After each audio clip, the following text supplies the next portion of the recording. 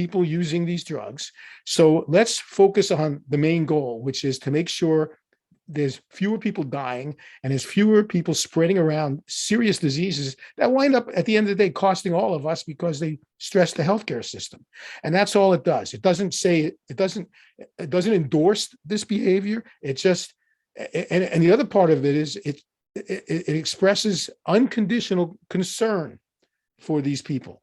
The people in the harm reduction community say, an IV drug user living on the street is a human being and somebody's son or daughter, and they matter to me.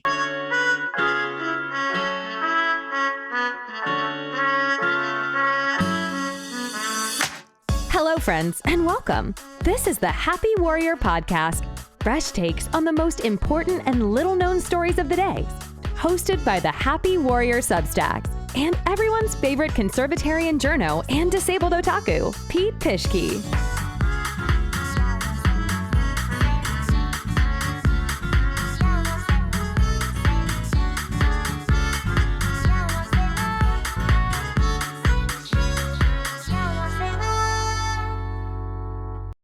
Hello and welcome, everyone. This is the Happy Warrior Podcast, and I am your host, Peter Pischke. Today I have the pleasure of having the wonderful expert on many things in health policy and harm reduction, among others, Dr. Jeffrey Singer. He is a general surgeon and the senior fellow at the Cato Institute, President Emeritus and founder of Valley Surgical Clinics Ltd, the largest and oldest private surgical practice in Arizona, and has been in private practice as a general surgeon for more than 35 years.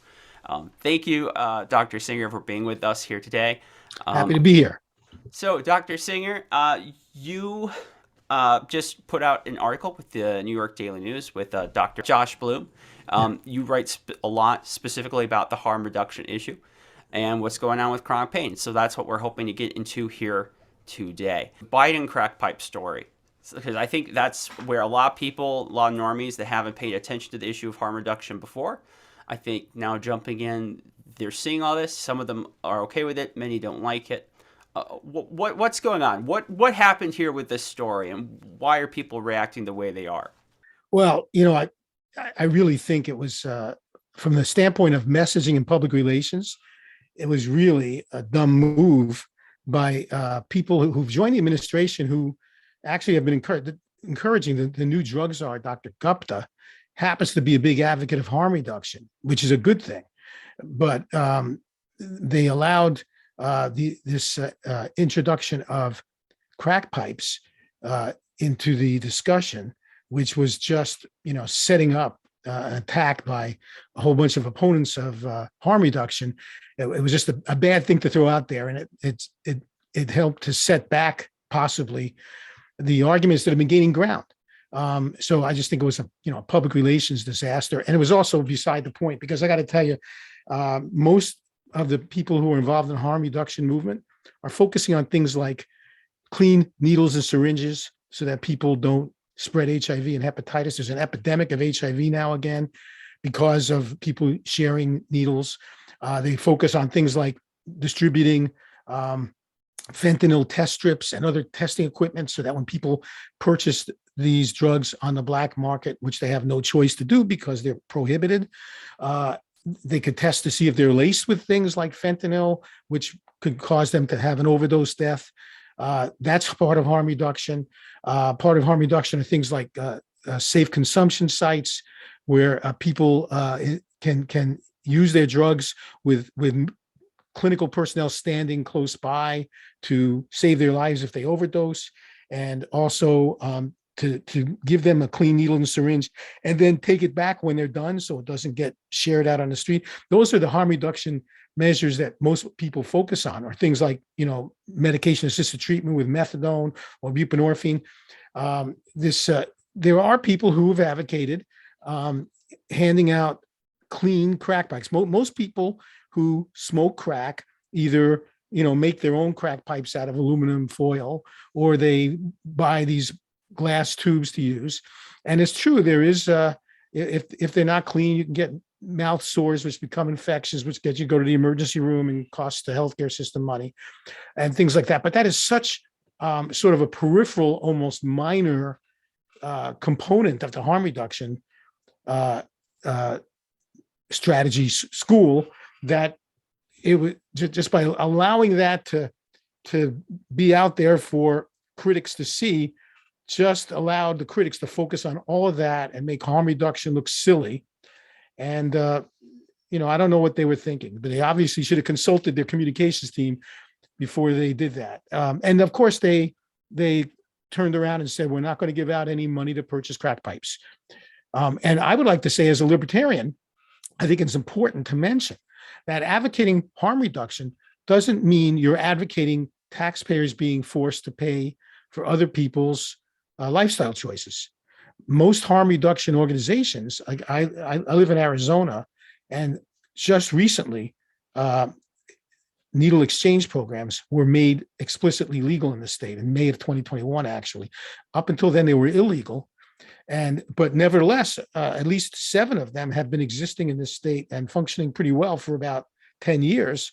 The only problem was, since they're illegal, they had to rely on police looking the other way when they would show up in communities where there were a lot of IV drug users, usually coming around in vans and doing their exchanging, because it's against the law. And fortunately, most law enforcement actually supports this.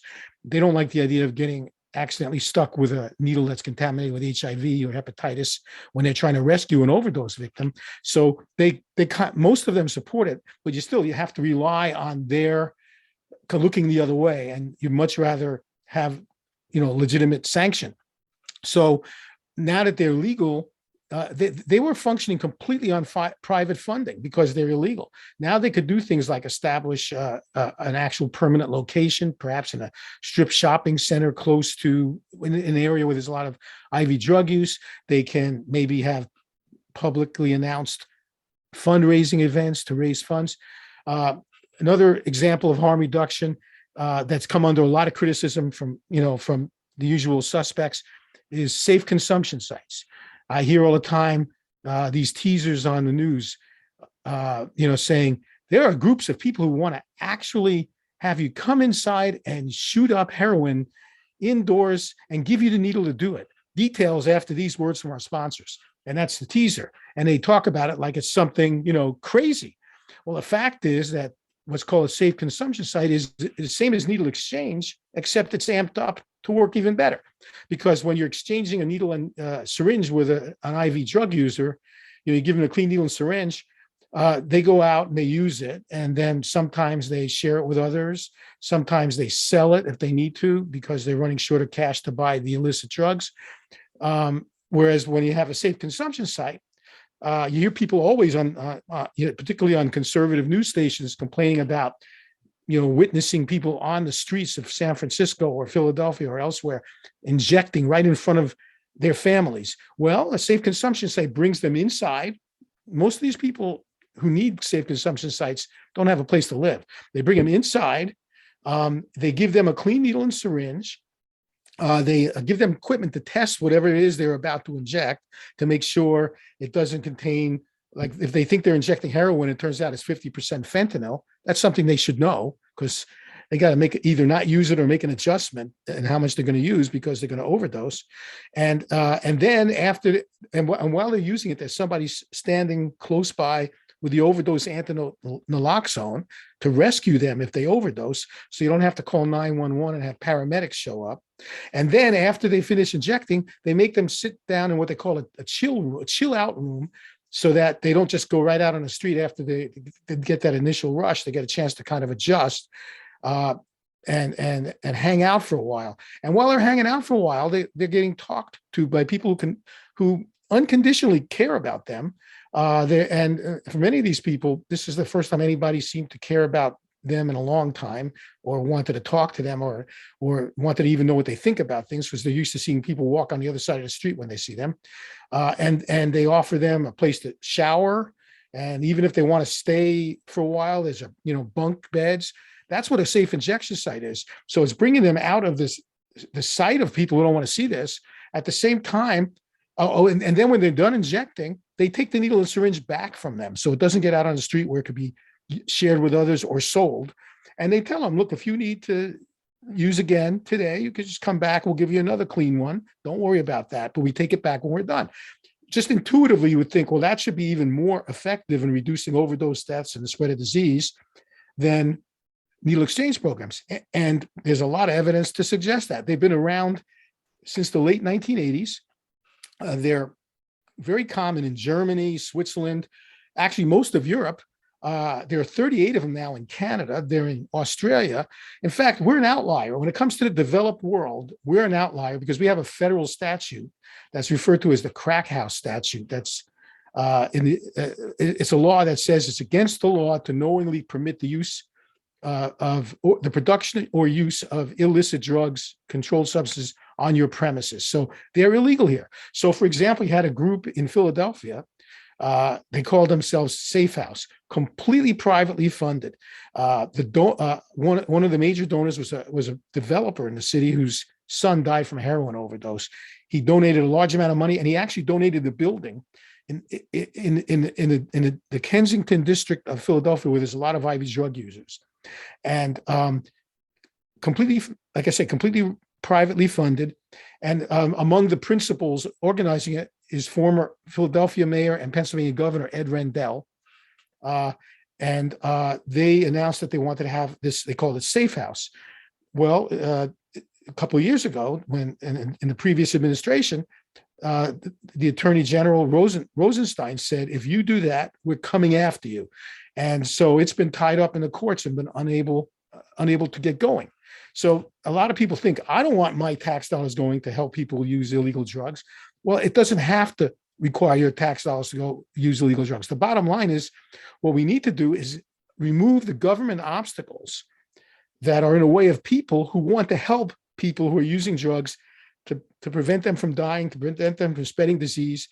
And there's an added benefit too. This isn't the primary goal of things like safe consumption sites or needle exchange programs. But it's a bonus, which is, you see, what animates the harm reduction movement is realism, and it's very analogous. You know how many of us are upset how when it comes to the pandemic, there's the zero COVID mentality where we'll keep everything locked down. Everybody's wearing masks until we see no more COVID. And many of us, myself included, are saying that's a fool's errand. You're never going to see no more COVID. COVID's here to stay. Learn to live with it and practice harm reduction. Protect the people that need the most protecting, and the people who don't need as much protecting, go about your business. And just, there's certain safety measures you could practice to reduce your chances of catching it. Well, it's the same thing when it comes to drug prohibition. So the harm reduction advocates are saying, look, you're never going to have a drug-free society. There's never been such a thing in human history. Some of these drugs have been used recreationally going back to antiquity. I mean, Homer wrote about opium. And so if you think that you could have a zero tolerance of drug use, then you're going to continue to spend billions and trillions of dollars trying to stop it unsuccessfully. And, they keep saying, well, they're coming through our border. If you think you could stop it from coming through the border, then maybe you could explain to me why you can't stop it from getting into prisons, which have 4 walls around them, not just one. So it's accepting the fact that there are always going to be people using these drugs. So let's focus on the main goal, which is to make sure there's fewer people dying and there's fewer people spreading around serious diseases that wind up at the end of the day costing all of us because they stress the healthcare system. And that's all it does. It doesn't endorse this behavior. It just, and the other part of it is it expresses unconditional concern for these people. The people in the harm reduction community say, an IV drug user living on the street is a human being and somebody's son or daughter, and they matter to me. And so I want to decrease their chances of dying. So I'm going to help them do whatever they choose to do in a safer way. Now, the bonus is that when they suddenly see that these people, there's no strings attached, they unconditionally are caring for them. We've learned over the years that a large number of these people end up starting to feel like a trust talking to these people, and they open up, and a lot of them are brought into rehab and have their lives turned around. Some of them end up becoming people who work in these harm reduction organizations to try to help others because they've been there and they know what it's like. But that's an added benefit because the part of overcoming substance use disorder is connection. It's very important. And so that's not the main reason that they're doing this. They're not doing this to fight drug addiction. They're doing this to save lives. But an added benefit seems to also bring a number of people into rehab that otherwise would have been lost to that. Thank you for sharing all that. I agree. I think part of the problem with harm reduction is a lot of people feel that, or they've been led to believe that it's a movement that's about condoning drug use. And there are probably people who are in harm reduction that maybe have a view where recreational drug use should be a tolerated behavior. I mean, the same way that alcohol is, which is a recreational drug. I'm one of them, by the way. I think it should be a tolerated behavior. I Okay. think alcohol is a lot more dangerous than an opioid. The only thing that makes opioids dangerous is that they're illegal. So when you purchase an opioid on the street, you have to purchase a dirty needle to inject it with. If you're talking about like a heroin, for example, and since it's in a black market, you have no idea what's in it. When I go to the store to buy a bottle of bourbon, that's my favorite legal drug. I happen to enjoy bourbon. And if I see it says, 48% alcohol, it never even crosses my mind that they may be lying to me, that it may be 80% alcohol. I never think, I wonder if it has fentanyl in it. And maybe I should test it to make sure. And that's because it's legal, it's regulated, there's quality control, there's accountability, there's many different ways and there's competition also with other legal producers. And so I go to a legal drug dealer, it's called Total Wine, and this drug dealer sells me this legal drug, alcohol. And so I happen to be one of those people. But being a harm reduction advocate doesn't necessarily mean that you are one of those people. And I'm also a practicing physician. And the concept of harm reduction comes easily to practicing physicians, particularly in affluent societies like the United States. Because when you think about it, the great majority of things that we do in medical practice is harm reduction. So for example, when a doctor has an overweight patient who doesn't get enough exercise, eats the wrong foods and smokes, and now he's developed high blood pressure and high cholesterol and early borderline diabetes. And the doctor knows, if I could get this person to just lose some weight, go on a better diet, and maybe give up smoking, I could, I wouldn't have to put this patient on any medications at all. And this person's life would be under much less risk. But I can't get this person to do that because for whatever reason, either the person's enjoying living that way or the person can't, feels that he or she can't, comply with a diet and exercise program and giving up smoking. So what do I do? So I prescribe something for their high blood pressure. I prescribe something to lower their cholesterol, like a statin drug. I prescribe something like a metformin to keep their blood sugar under better control. I'm practicing harm reduction, right? I'm not condoning their lifestyle choice, but I'm being realistic enough to know that this person's unable to comply with my recommendations as to what lifestyle choice this person should make. So let me do what I can on my end to at least reduce the risk of harm that this person's lifestyle decisions are bringing on that person. That's harm reduction. It's the same thing. No, but my point is, and I know you're one of those terrible, dirty libertarians that are just permissive about everything, and what's the old saying about someone out there is getting pleasure from this, and that bothers someone. Yeah, it was Mencken, I think, who said that. Definition of a Puritan is someone who believes that someone out there might be actually having a good time.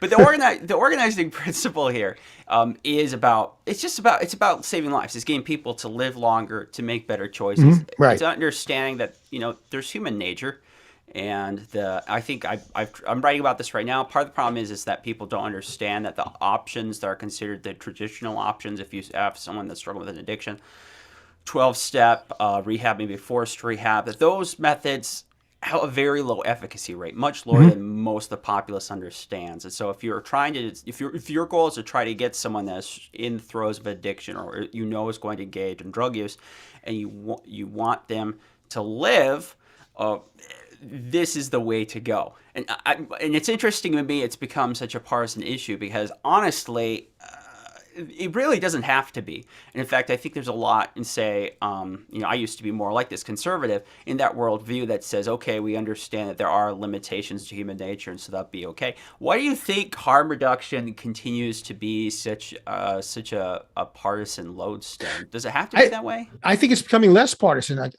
I'm working on, in this area, and more it's like here in my state of Arizona, which is a conservative Republican state. And it was a conservative Republican senator, chair of a committee, who introduced the bill to legalize needle exchanges and to legalize distribution of fentanyl test strips last year. We're starting to see, I think, more and more people of both parties are coming around to the idea that, doubling down on the same things that haven't worked for the last 51 years, which is the second war on drugs. Nixon declared this is drug war two. The first war on drugs occurred in the 1920s after the Harrison Narcotics Act. But it's not working, and they realize that. And now we're starting to see, as drug use has become more widespread, you see in the early days, in the 60s, 70s, 80s, I think a lot of people thought that the most people who are using drugs on the black market illegally are sort of the other people. They're not us. They were sort of marginalized groups, minorities. But as the 21st century began, we started seeing a lot of people with substance use disorder who are white middle-class families, and now it's kind of hard to run into someone who doesn't have a friend or relative or know someone who's had substance use disorder. So now I think that's one of the reasons why everybody's so acutely aware of this problem. And I think maybe that's fueling a little bit more of a compassion, where it used to be, if you use these drugs, you were a bad person. This was a vice. And if you die from an overdose, you had it coming. Now, well, wait a second, that's my cousin. That's my brother. And we're starting to see that. And I think that's making everybody sort of overcome these biases, and the stigma that's been attached to using these drugs is starting to go away a little bit. And that's, I don't think this, I think this is gradually becoming a bipartisan issue. And the other thing is, I think it's important, the way we're talking, using illicit drugs that obtained on the black market for recreational use does not equal drug addiction. And that's a tendency we hear, all these drug addicts. No, in fact, the science shows, and we had a conference about this yesterday, and one of our speakers, the day before yesterday, Dr. Carl Hart, he's done a lot of research in this area. 80 to 90% of people who use illicit drugs as adults never become addicted. Of course, they're afraid to come public about this because they'll go to jail, but huge numbers of the population engage, a couple times a week in using some of these illicit substances.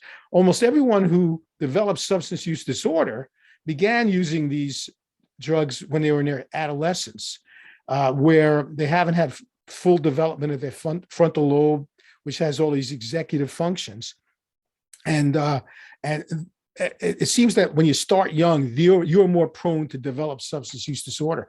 But when you're fully mature, if you decide to, and I'm not going, don't take this as that I'm saying to people, go out and do this. But there are many people who are, in their 30s who go to a party and somebody says, hey, you want to try smoking some heroin? This will give you a great feeling. And they'll do it, and they may enjoy it. And they may end up doing it every couple of weeks with some friends, and they don't get addicted. That's just a fact. I mean, there's a lot of research on that. And so there's another thing is we tend to equate using drugs recreationally that are illegal with being addicted. No, they're not. Only a small percentage of these people become addicted. Addiction is compulsive use despite negative consequences. And probably the addiction and it doesn't have to be a substance. Is gambling addiction. We know that could have negative consequences, and you still can't control yourself. There's shopping addiction, there's sex addiction. And with substances, the most common addiction is alcohol addiction. So we know what that means. Your life is, your marriage broke up, you lost your job, you're living in a flop house, you can't find work, and you just need to get help because it's all related to your drinking. And just when you decided, okay, I'm going to go get help, all of a sudden you feel compelled, well, maybe tomorrow I'll get help. I need to have this drink right now. And what we're coming to learn is it's a compulsive behavioral disorder where certain triggers trigger you to go to this behavior, because this behavior almost becomes sort of like an automatized safe place for you to go to. So we've come over the years to look at people we know who have alcohol use disorder or alcohol addiction. We've come to look at them compassionately as people like us who happen to have a problem, but we still don't have that attitude towards people who use this drugs on a disapproved list, which is basically all that amounts to. So that's an important point to make.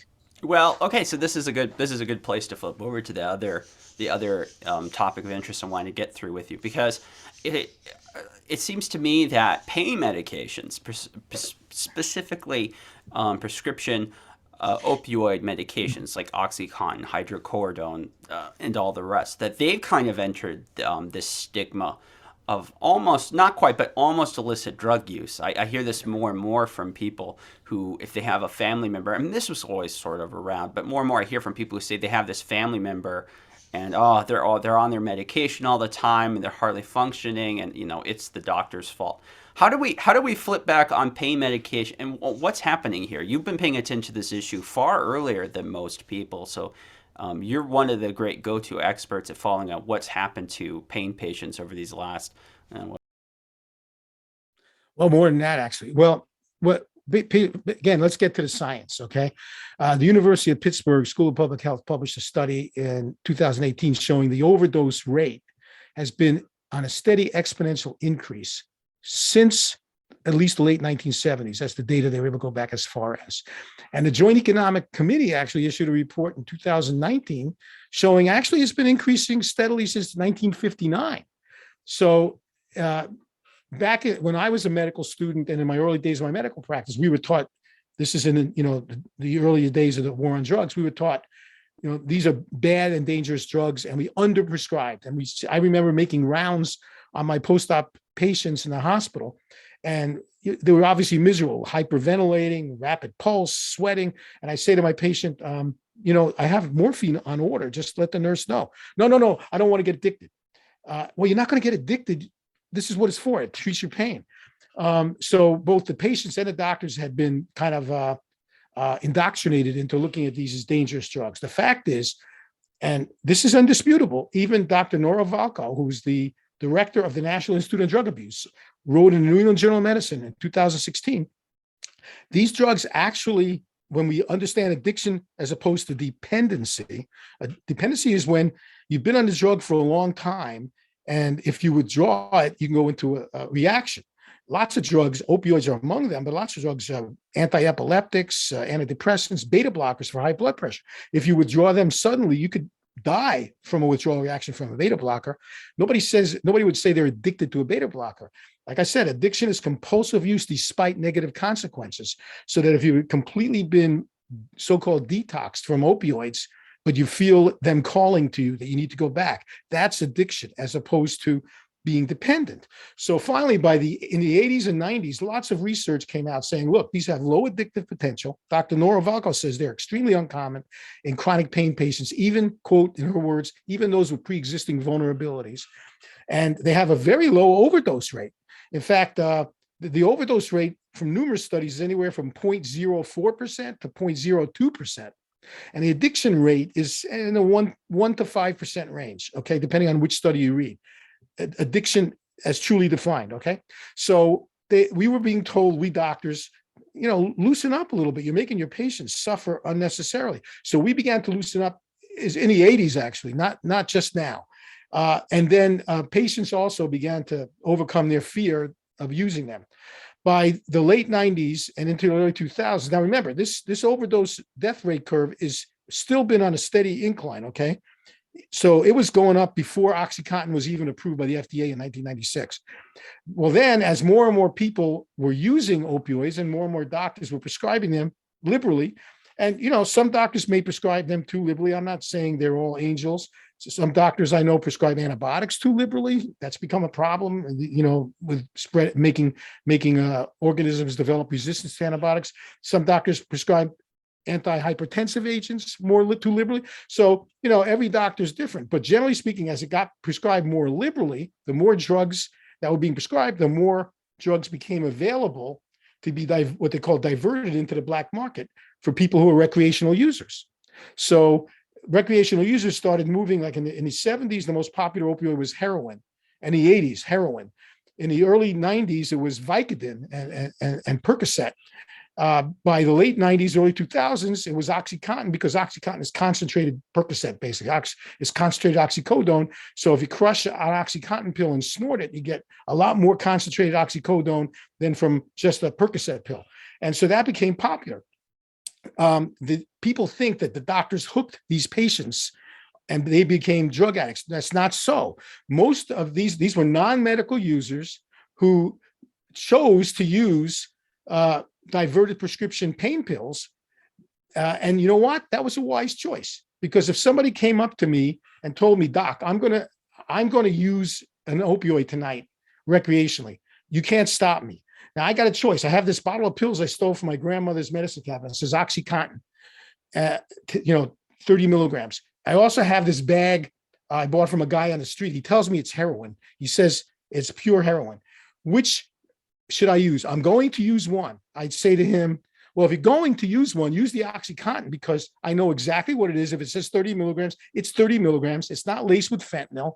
It's because it's legal. Okay. So that was a wise choice. Most of these recreational users, and it was really rampant in college dorms, were using pain pills because they knew what they were. It's a lot safer than using something you bought from a guy on the street. I actually published research in the Journal of Pain Research with Jacob Sullum and Michael Shatman. We looked at the data from the CDC and from National Survey on Drug Use and Health, which is conducted by the National Institute on Drug Abuse. From 2002, the first year they took the survey, to present, past months non-medical use of prescription pain relievers by persons aged 12 and up has basically been unchanged since 2002. And past year diagnosed with pain reliever use disorder, persons 12 and up, also straight line. And if you look at the also data from the National Survey on Drug Use and Health, the percentage of the population with prescription pain reliever addiction, heroin addiction, alcohol addiction has been relatively the same percentage since they started taking the survey. So what's happened is that we have, as our population has grown, a growing number of people have engaged in non-medical recreational use of drugs. And by the early 2000s, their drug of choice was diverted prescription pain pills. When policymakers wanted somebody to blame rather than drug prohibition, they blamed the drug manufacturers. They started making doctors clamp down on prescribing. Prescribing is down now 60%. So from 2002 to present, like I say, the non-medical use has been the same, but during that same time, prescriptions per 100 population first doubled, and now it's come down 60%. But that number of non-medical use has stayed the same. So there's no correlation between the number of prescriptions we write and the percentage of people who are non-medical users. But as we've cut down on the percentage on the number of prescriptions, now there's fewer pain pills available to be diverted into the black market. So the people who wanted to use them instead got the next thing available, which at first was heroin. And now in recent years is heroin laced with fentanyl. And there's still people, meanwhile, pain patients have been cut off from pain medicine that was allowing them to go to work and have a life. And they may have been on pain medicine. So if you've been on OxyContin 30 milligrams twice a day for 10 years, and it's allowed you to work and have a decent life with your friends and family, yes, you are dependent on that. That doesn't mean you're addicted, but you're dependent. So if somebody took you off of it abruptly, you will go into withdrawal. That doesn't mean you're addicted. It just means you're dependent, and it's doing its job. So what's so terrible about that? If I have somebody on a beta blocker for high blood pressure, and it's keeping their blood pressure in a good range, and they've been on it for 7 consecutive years, the same dose, and their blood pressure is fine, they are dependent on that beta blocker. If I stop their beta blocker abruptly, they can get a stroke or a heart attack and die, okay? So do I say, well, you've been on this beta blocker, you've been dependent on this for too long, I got to get you off it? No, it's doing its job. It's doing as intended. So why do I say you've been on this opioid for too long, I got to get you off it, when it's been doing its job? So we've taken all of these pain patients who are getting a benefit from this and taking them off of it. And some of them are getting desperate. They're trying to purchase it on the black market. But what we're seeing is, as fentanyl is coming into this country, dealers who have these pill presses, and they're pressing fentanyl powder into counterfeit prescription pain pills. And so people are buying what they think are prescription pain pills, and they're overdosing because it's potent fentanyl. In fact, that's how Prince died. We now have the final, autopsy report. He was a recreational user of Vicodin. He liked Vicodin. He never once went to a doctor, according to records. He had a dealer who got him Vicodin. And one day his dealer thought he was getting him Vicodin. Turns out it was counterfeit and it was made of fentanyl. And he died of a fentanyl overdose from swallowing what he thought were Vicodin pills. So we're seeing that happen. And meanwhile, the recreational users, since prescription pain pills are less available, they've just moved over to these other more dangerous drugs. So our opioid policy is, at the same time that it's punishing patients in pain and making them miserable, it's done nothing to stop people who are non-medical users of drugs obtained in the black market. It's just making sure that the drugs they get in the black market are the more dangerous ones, so that hypothetical patient I described a little earlier can't come over to me and say, "Doc, I'm going to be using one of these two tonight. Which one should I use?" Because he's going to say, "Doc, I got this bag of heroin and I got this bag of heroin. One of them might have fentanyl in it. I'm going to use one. Which should I use?" That's what it's like now. So the drug policy is doing exactly the wrong thing.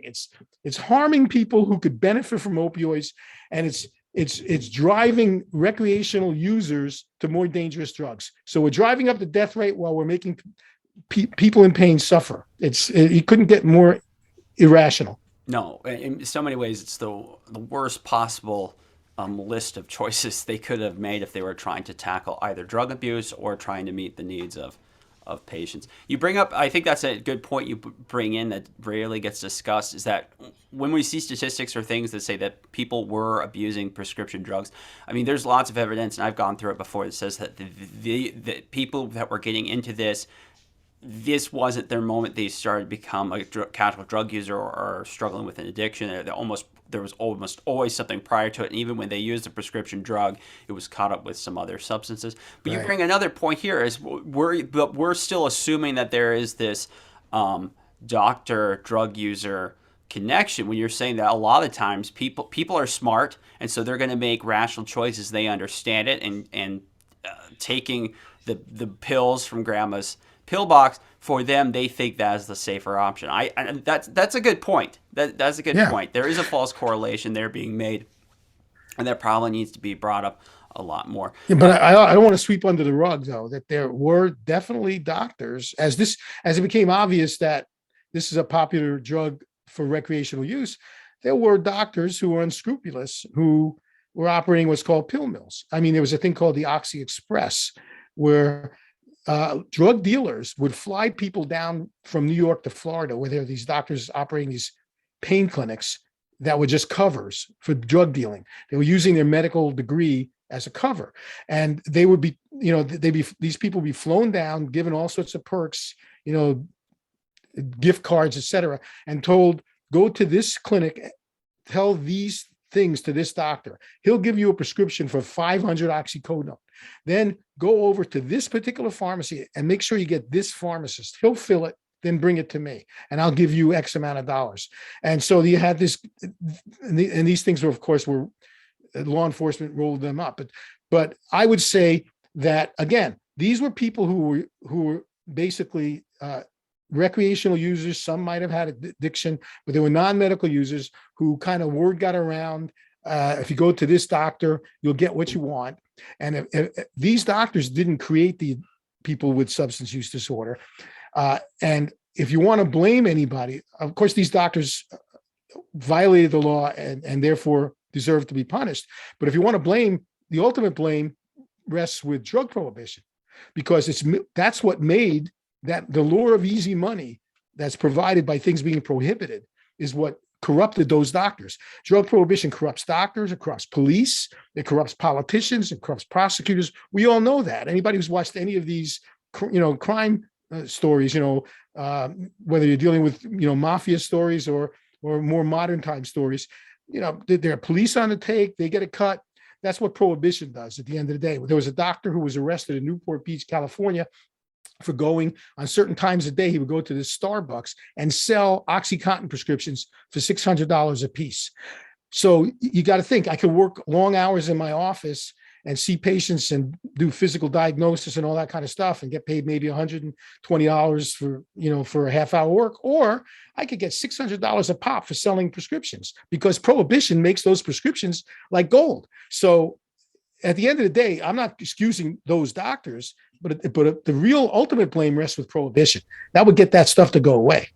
Well, and that's a good point, because when the 2016 CDC guidelines comes out, and and we've talked about this extensively, but for those who aren't aware, the 2016 CDC guidelines were an attempt by the CDC to tamper down prescribing, and they did so with I almost would say draconian in some parts, measure of the guidelines that put on hard limits for prescribing on all kinds of things in pain medicine, not just chronic pain care, but also acute care. And they've since tried to correct it, but even then we've seen a lot of issues there. Can we talk a little bit about what the 2016 CDC guidelines, what the CDC got wrong, and do you see any positives in these new guidelines, or do you think we're making all the same mistakes? What's going on there? Okay, well, this 2016 guidelines came under a lot of criticism. First of all, they themselves, if you read them, they said that most of their recommendations were based on what they described as type 4 evidence, which is the weakest possible evidence, mostly anecdotal, objective, observational reports, not randomized controlled trials, or if there were any trials, had, in their words, severe limitations. So, and they also said, don't take this as dogma. You use this as a loose rule of thumb. And then they went and they said, in most cases, you shouldn't exceed 50 morphine milligram equivalents of an opioid. I'll get into that in a minute. Of opioid a day, definitely not 90. And they said most people don't need more than this. But they also said this is not meant to be taken as dogma. Well, first of all, many biochemists and pharmacologists immediately criticized even their recommendations because, for example, any pharmacologist will tell you there's no such thing as a morphine milligram equivalent, because different people have genetically determined enzyme systems. Each one's different. So different people metabolize opioids differently. Different opioids have different half-lives, different what they call bioavailability. Like some opioids get absorbed more rapidly from the intestines than others. Whether you get it intravenously or you smoke it or take it orally, it all depends. It depends on your kidney function, depends on what other drugs you're taking. They could affect the metabolism of your opioids. So the idea that you could have a equi-analgesic conversion table, which is what they call it, that makes no scientific sense. I just wrote an article with my colleague, Josh Bloom, who's a pharmacologist and biochemist, and he's the senior vice president of the American Council on Science and Health, where we dug into this and we found, and actually we were tipped off to this by Dr. Nabaran Dasgupta, who is at the University of North Carolina School of Public Health. These tables weren't even based upon like toxicological studies where, what dose causes respiratory depression or whatever.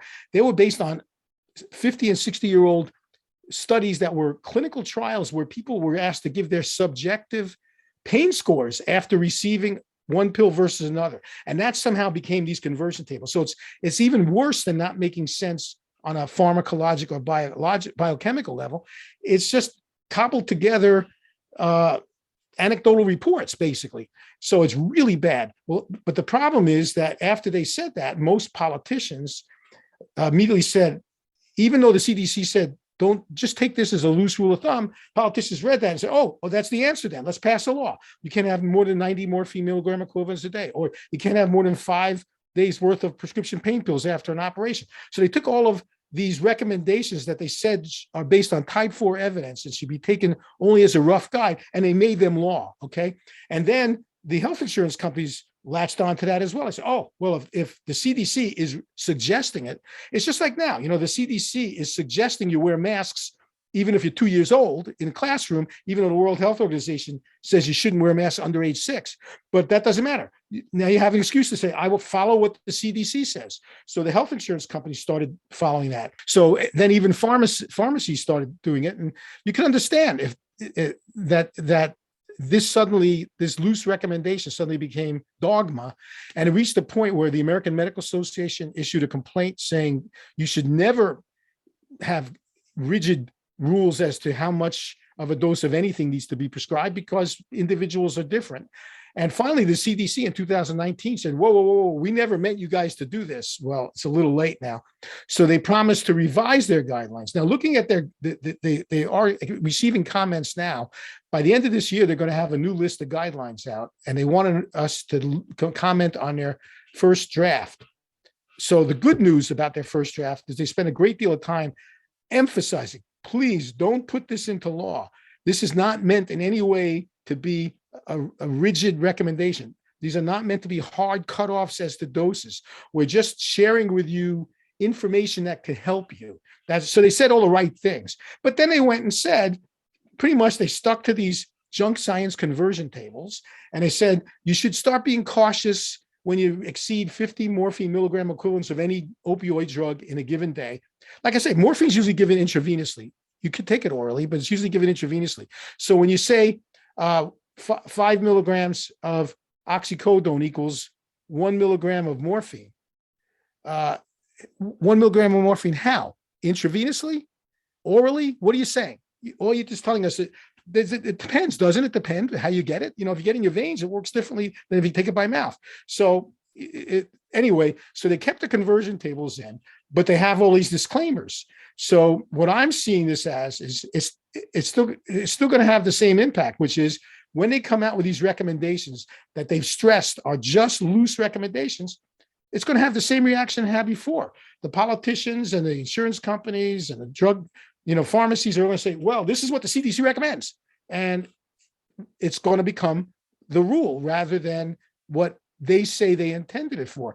But because they'll have spent all these paragraphs in the early pages of their guidelines saying, this, we want this to be individualized. We don't want you to use this as dogma.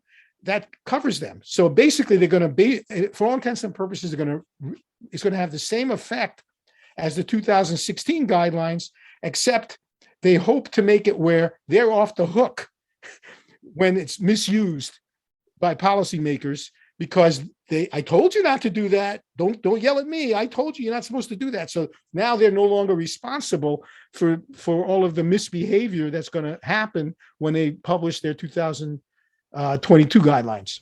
Yeah, they want to don't blame us. Right. It's interesting too. So, for example, in my state and 35 other states, they passed into law basically variations of their guidelines. You can't have more than X amount of pills for after surgery or whatever. And those were guidelines that were written in 2016. And it's 2022. If there's anything anyone should take away from these last 2 years of the COVID pandemic, is that medical science, our knowledge and understanding of things changes almost on a daily basis. As the information comes in, various really smart people could disagree over what that information means, and interventions based upon that. Different people respond differently to those interventions. Vaccinations work better for some people than for other people, for example. So that's something that everybody should have learned from these last 2 years. So you would think the last thing you want to do is when you hear on the day that the CDC releases its guidelines, that's a snapshot in time. And to codify that by putting it into law is like the dumbest thing in the world to do. That's like if today the CDC comes out and says cloth masks are great. Everybody get a cloth mask. So they pass laws in the states saying you must wear a cloth mask. And then 2 weeks later, they say, actually, cloth masks are worthless. Don't wear a cloth mask. Well, what do we do now? We have a law that says everybody has to wear a cloth mask. I guess we have to have a special session of Congress to pass another law to say you don't have to wear a cloth mask. You can't do science that way. You can't do science through legislation. Science is fluid. It's a process. It's a learning process. It's not a. Yeah, no, and regulation. I mean, science, there is a back and forth, but with regulation and legislators, when they're making policy, the amount of organization and willpower that has to go through to make a small change is a lot more. So if if the science is bad that day, but it's better next week, and they make, like you're saying, if they make the law based on the bad day, then you've set yourself some major problems. Now, I have a little bit of egg on my face, I admit, because that document, when they first came out with these with these new proposal guidelines, I kind of fell for it a little bit. I'm gonna be honest. I feel like I have some egg on my face on this because I read those first parts and I didn't really get deep into the notes, the mechanics, and I fell for what they were saying too. One thing I would say that some people have told me that push back, I say maybe some people are overblown, is that just as most of us, at least at first, missed that they had actually kept all the underlying mechanics, and in some ways are stricter than last time. The parts in bold up top near the front, that the people who are in the media or the people who are in legislatures, they're not going to do their homework either. And so because that stuff is in bold, that maybe that will lead some people to make better decisions. Do you think there's any truth to that? Oh, for crying out loud. Shh. Sorry. Do you think there's any truth to that, Dr. Singer? Or is there anything good that you think is coming out of these guidelines? The only thing good that's coming out of guidelines is the part where they say, don't take these as dogma. Just use this information, see it for what it's worth, and then proceed with your own clinical judgment with what you know about your patient.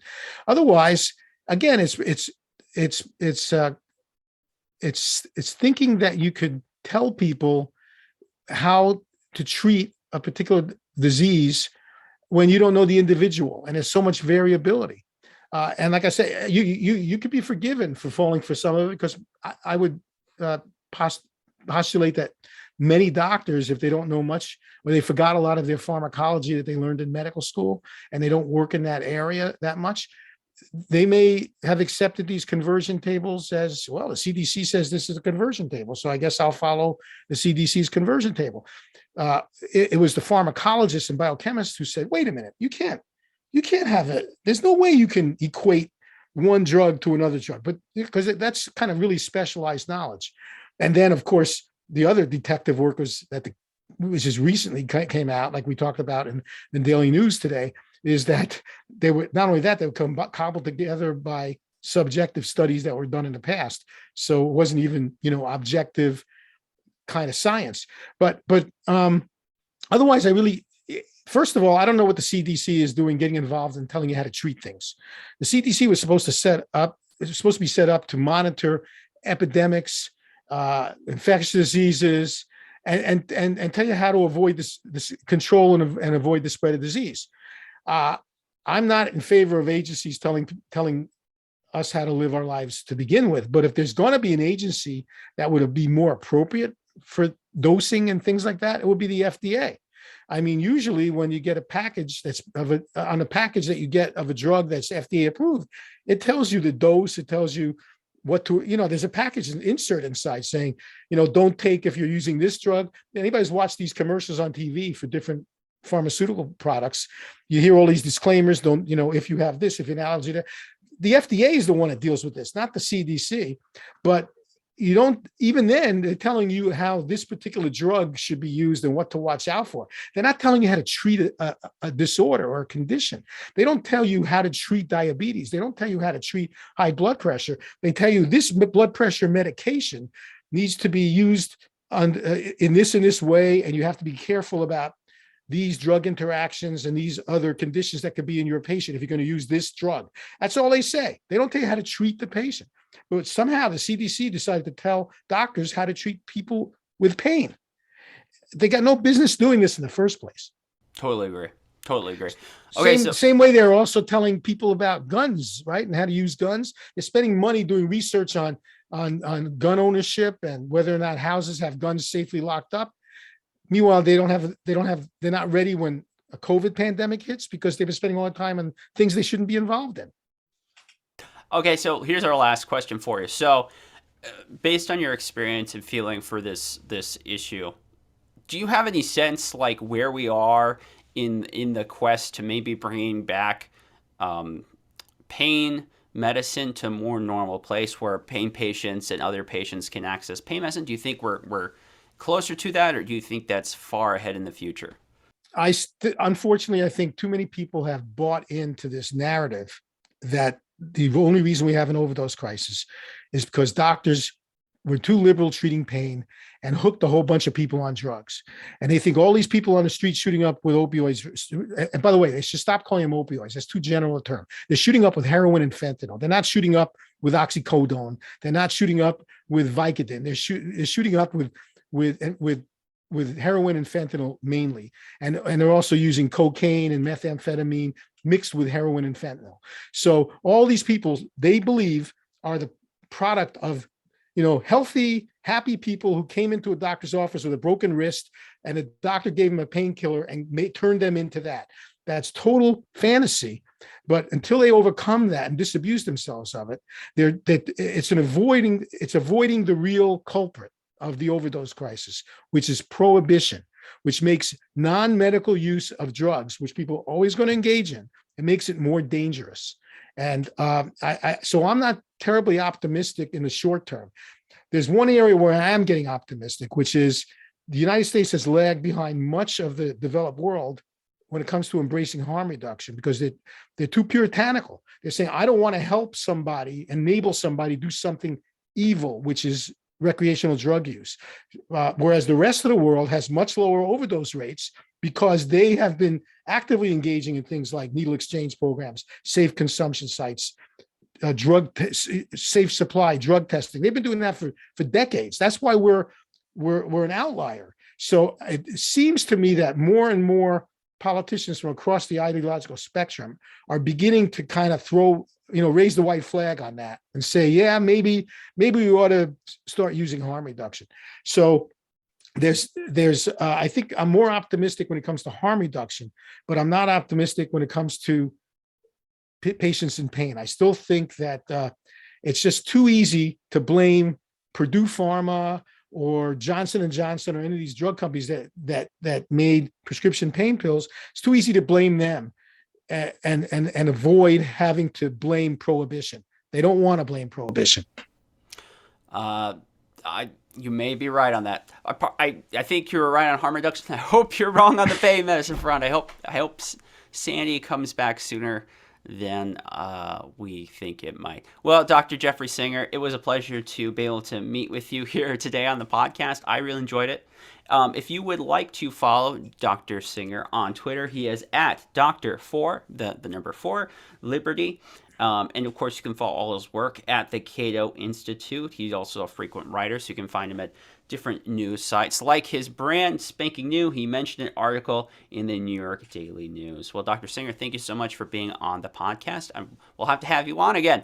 And to all of those that have watched, thank you so much for your time. I hope you learned a lot about these issues and are willing to keep an open mind. I know harm reduction for some more of my right-wing listeners is a little bit of a hard concept to fathom, but I hope Dr. Singer made a pretty good case for maybe why that should be considered. And until next time, my friends, take care and have a good night.